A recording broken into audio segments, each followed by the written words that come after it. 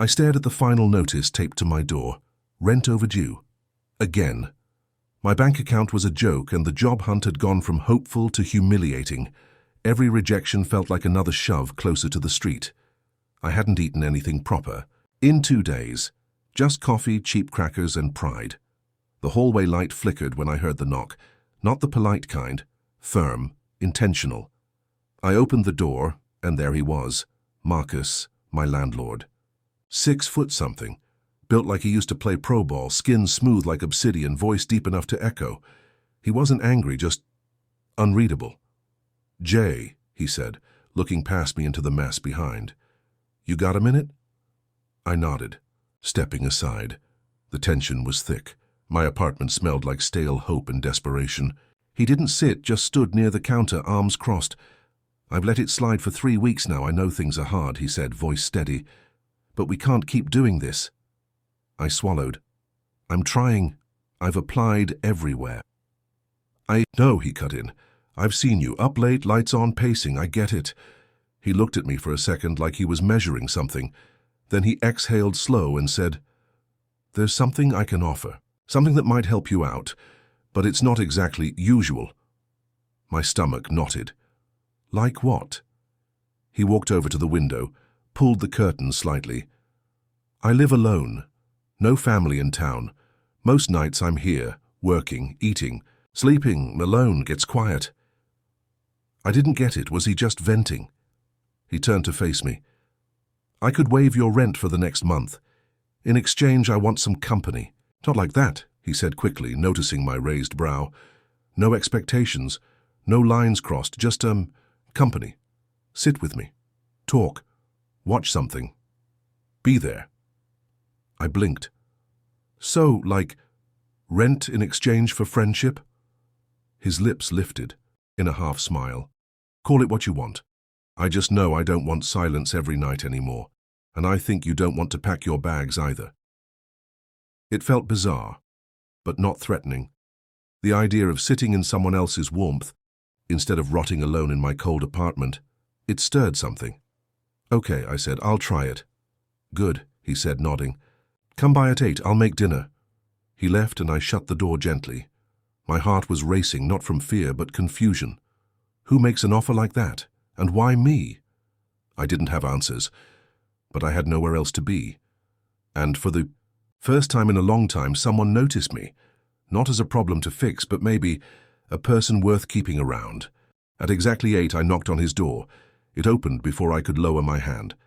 Marcus was in a plain tee and sweats, barefoot, holding a spatula. The smell of garlic and something warm filled the air. "Come in," he said casually, like we'd done this before. Dinner was simple. Pasta, grilled chicken, a little wine. We talked, awkward at first. Jobs, music, random memories. He told me he used to work construction before buying the building, said the loneliness came after his mom passed. I didn't know what to say to that, so I just nodded. When we sat on the couch after eating, it got quieter. The TV was on, but we weren't watching. The silence between us felt intentional, not empty. He asked me what I missed most about being stable. I told him, waking up without anxiety. He said, "Yeah, that's rare now." Night after night, I came back. He cooked, I helped clean, we talked more. He wasn't loud or flashy, just steady, solid. Sometimes he shared things that surprised me, like how he used to write poetry. In high school, how he hated small talk, how trust didn't come easy. I found myself opening up too, about my dad walking out when I was 11, about the ex who left when I lost my first job, about the shame I carried around like a backpack full of bricks. He never pitied me, just listened. And in those moments I started to feel seen. One night, we were watching some old movie. I made a joke. He laughed, then looked at me in a way I couldn't unsee. It lingered, held weight. My chest tightened. I wasn't sure if I was reading too much into it or not enough. Another night, the power flickered off from a storm. We lit candles and kept talking. He told me he admired my resilience. I said, "You don't even know me." He answered, "I know how people carry pain, and I can tell you carry it quietly." I didn't know what to say to that, so I didn't say anything. But that night, as I left, he touched my shoulder gently. Not possessive, just warm. My skin buzzed hours later. I'd never been with a man. Never even thought about it beyond fleeting curiosity. But Marcus wasn't a type. He was a presence, a quiet storm, and I was starting to drown in it willingly. Still, I kept a lid on the feelings. I couldn't afford to confuse gratitude with desire. Maybe he was just being kind. Maybe this was just his way of keeping the loneliness at bay. But part of me, stubborn, hungry, hopeful, started to believe there was more. That maybe I wasn't the only one feeling the shift. It scared me. Not because it was wrong, but because it finally felt right. He opened the door like nothing had happened. No hesitation, no change in tone, just a casual, hey, like we hadn't kissed the night before, like he hadn't pulled me close, lips soft but certain, and held me there like it meant something. I stepped inside, heart thudding. He was already back on the couch, remote in hand, flipping through shows. I sat down, waited, nothing, no glance, no word about what we shared. So, last night, I said quietly. He didn't look up. Yeah? I hesitated. Did it mean anything to you? He exhaled, finally pausing the TV. Jay, look, you're a good guy. I didn't mean to confuse anything. The air dropped out of the room. I stared at him, confused. Confuse anything? That kiss. I shouldn't have let it happen. You kissed me back. I know, he said, eyes fixed on the blank screen. And I'm sorry. It wasn't fair. I felt heat rise in my chest. Embarrassment, anger, heartbreak, all blending. So what was it then? Just a moment? Pity? He looked at me finally, jaw tense. It was a mistake. I'm engaged. My throat dried instantly. What? Her name's Camille. We were off for a while. She moved back into town 2 days ago. And you didn't think to tell me before you kissed me? I didn't plan it, he said. It just happened. I wasn't trying to hurt you. But you did. Silence stretched out painfully between us. I stared at him like I was looking at someone I'd never met. I thought we were building something, I said, quieter now. It wasn't just rent or small talk. You let me in. He looked away. I know, that's why I can't keep doing this. I stood, the ache in my chest almost unbearable. You used me. His voice broke slightly. I didn't. I swear, I didn't mean to. But you did it anyway, I said, grabbing my coat. He stood too. Jay, don't, I snapped. You don't get to play both sides. You offered comfort, closeness, and then pulled the rug out the moment it got real. His face crumpled a little, like the weight of his choices was finally sinking in. But I didn't care. I couldn't afford to.